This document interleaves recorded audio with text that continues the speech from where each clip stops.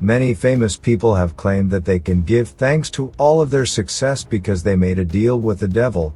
This comes from the fact that some believe that if you promise Satan himself that he can have your soul rotting in hell after you die, it's possible to get whatever your heart desires when you're still alive.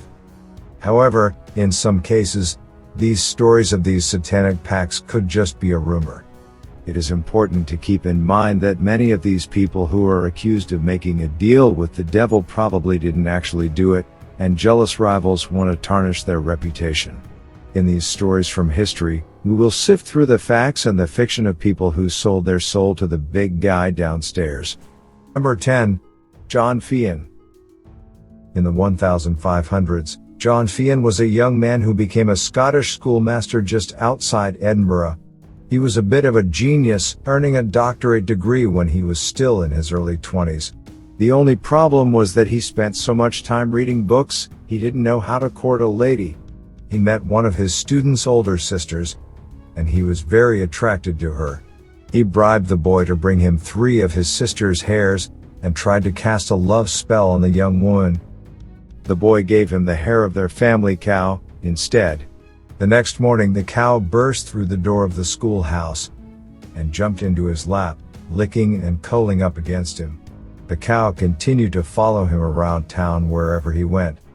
The local authorities spotted this strange behavior, and brought Fian in for questioning.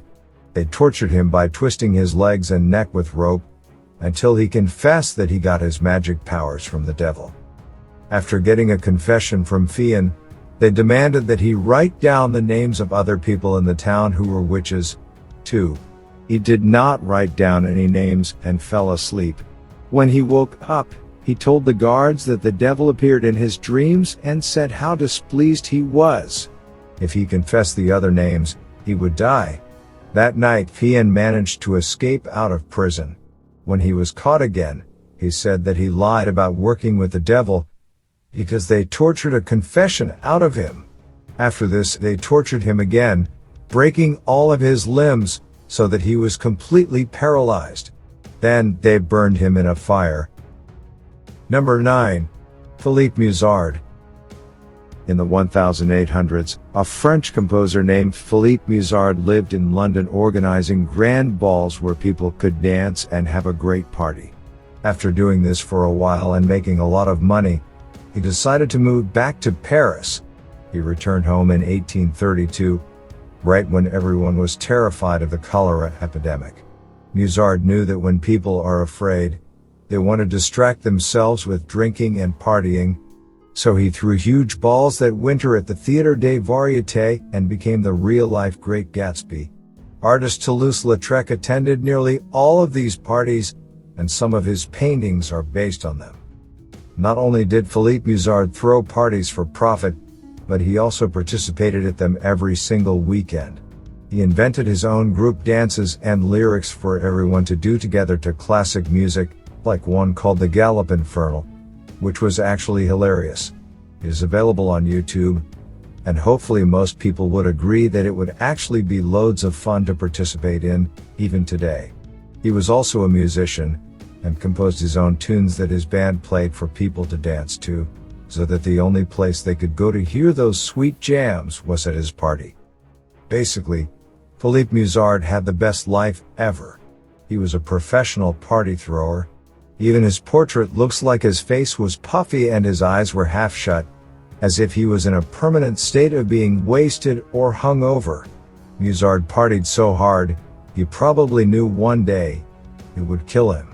He lived as if every day was his last day, and had a very dark sense of humor. He even had his effigy stamped on a candy bar at a local chocolatier, so that everyone could see it, just in case he died. Of course, a pious Christian people, though Philippe Musard and his lifestyle was disgusting and sinful. They thought that he must be working with the devil, because how else could he convince so many good people to party like sinners? Number 8. Heinrich Cornelius Agrippa. In the 1500s, Heinrich Cornelius Agrippa was a scholar who devoted his life to writing about the occult. In his books, he mentioned the devil a lot, and breaks down exactly how witches perform magic spells. You may be wondering how, exactly, Agrippa got all of his information. He claimed that when he was a young man, he gave in to the temptations of the devil and learned how to perform magic by following around groups of witches. He apparently found Jesus and managed to save his own soul. He wrote his books in order to teach others who to keep the devil at bay. During his lifetime, he published 8 huge books about the occult. Even though he was so public about being friends with the devil, he was never killed for witchcraft. Perhaps he was seen as publishing such valuable information on how to battle the devil. They just wanted to keep him alive to learn more. While it would seem that he would have been promoting witch hunts in the church, he actually pushed for people to be more sympathetic and understanding. He wanted to try to help save them from the devil's grasp and have God save them through prayer, rather than burning them at the stake. Number 7. Urbain Grandier. Father Urbain Grandier was a French Catholic priest in the 1600s. He began to go to tons of exorcisms in order to cast the devil out of someone who had been possessed. Normally, a priest was alone with a possessed person during the ceremony. We now know that demonic possessions were usually mental and physical diseases. If the exorcism did not work, they thought it was because of a particularly strong demon, and not because of a persistent illness. According to records, there was a strangely high number of demonic possessions in the town surrounding the Saint Pierre du Marché monastery, and Father Grandier was assigned to take care of them. At the monastery, a nun picked up a bouquet of roses, smelled them, and then collapsed and started convulsing as if she is having a seizure. The Mother Superior picked them up and did the same exact thing. Instead of realizing that the roses had been sprinkled with some sort of poison or neurotoxin, the priest believed that the nuns had fallen under a spell. One of the nuns was acting full-on possessed, and a priest named Father Mignon did an exorcism with 2 helpers at his side as witnesses. He asked the demon for its name and she said, Astaroth. When he asked how it was possible that the demon got into such a holy place, it replied that it was through the roses, and that Father Urbain Grandier let him in. The truth behind this incredible story was that Urbain Grandier was corrupt, but not with the devil. He refused to take a vow of celibacy, and he would seduce the nuns into having sex with him. It is very possible that this nun agreed to pretend to be possessed by a demon in order to get revenge on Urbain Grandier for rape, or because her own reputation had been threatened. Grandier was found guilty of witchcraft and burned at the stake. From then on, the Catholic Church no longer allowed priests to do exorcisms alone, for fear that they were inviting more demons down to earth instead of expelling them. Number 6. Gilles de Rais. Gilles de Rais was a knight who fought alongside Joan of Arc to help fight against the English and win a battle for France. The two became good friends, and Gilles de Rais was rewarded for his work by being given the title of Marshal of France. However, Joan of Arc was kidnapped and brought to the English. They called her a witch and burned her at the stake. Gilles de Rais was so upset by the injustice that some say he began to dabble in alchemy in order to find the key to eternal life. At this point, he was the richest man in France, and the Catholic Church wanted a piece of the pie. Instead of giving his money to the church, he decided to put on an elaborate play unlike anything. How he was throwing good money down the drain, so they decided to accuse him of being a serial killer who practiced alchemy and worshipped Satan. He was put to death, and when he died, the Catholic Church took custody of all of his money, castles, and land. Number 5. Giuseppe Tartini. Giuseppe Tartini was an Italian violinist and composer.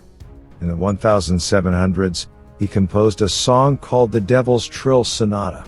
He claimed that he woke up one night to find Satan himself sitting at the edge of his bed, playing the violin. After this visit from the devil, he was able to play complicated trills that are usually impossible for most violinists to achieve. Even today, many modern musicians are not talented enough to play the Devil's Trill Sonata. Some people speculated that Tartini may have had 6 fingers on one hand, and that is how he could play those complicated notes. Number 4. Johann Georg Faust. As the legend goes, Dr. Johann Georg Faust was an alchemist and astrologer who lived in Germany during the early 1500s. He wanted to be the smartest man in the world and enjoy as many earthly pleasures as he possibly could while he was still alive. He made a deal with a demon called Mephistopheles. According to records, he sodomized some of his male students and was generally abusive and mean towards everyone. As a professor, he looked down on everyone else because he believed that he was far superior. Local priests believed that he was in cahoots with the devil and that his pet dog was actually a demon who could transform in and out of canine form and into a human manservant. It would seem that he truly did believe in magic because during his lifetime, he published several grimoires or spell books. In 1540, he was conducting an alchemic experiment, and his laboratory exploded. Number 3. Jonathan Moulton. Jonathan Moulton was the early colonial settler in the New World who would earn the nickname Yankee Faust. As a young man, he was a poor apprentice to a cabinet maker, but ended up completely switching careers, which was uncommon at the time. He became a professional silversmith and making a lot of money trading to England from the colonies. He also served as the Brigadier General for New Hampshire and led a battle to victory in King George's War. One legend says that Jonathan Moulton was able to afford his silversmith business by making a deal with the devil. Moulton sat down and drank shots of rum with the devil and tried to get him drunk. Moulton said he would sell his soul in exchange for filling up the boots with gold coins on the first day of each month. They shook hands and went their separate ways. Moulton found the biggest pair of boots in the entire state, where the leather went all the way up to the thighs. On the first of the month, the devil took notice to how huge these boots were, and he laughed it off. A deal is a deal, after all, and he never specified the size of the boots. He filled them with gold coins.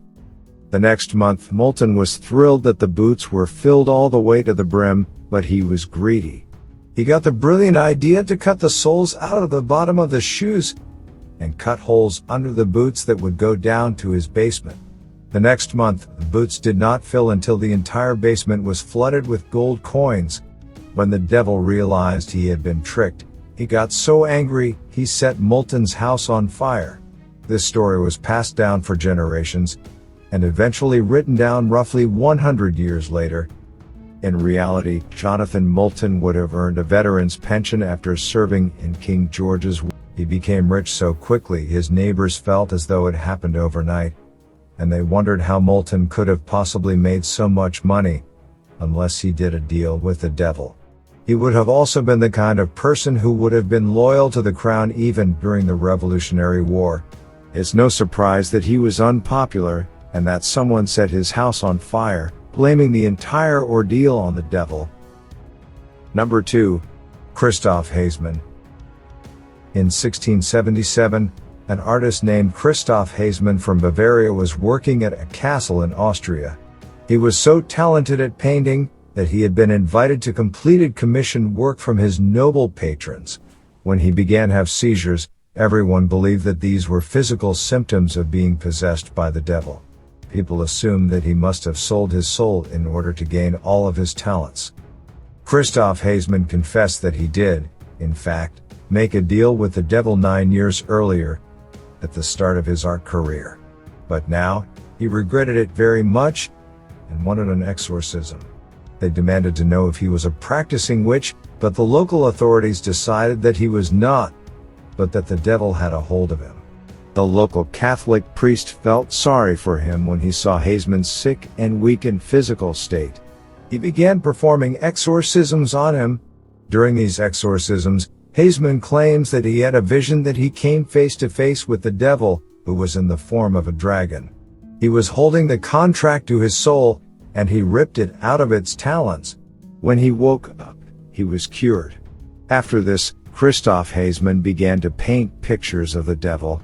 He painted a story with multiple panels, telling the story of how he sold his soul, and how the Catholic Church helped him get it back. Number 1. The Salem Witches.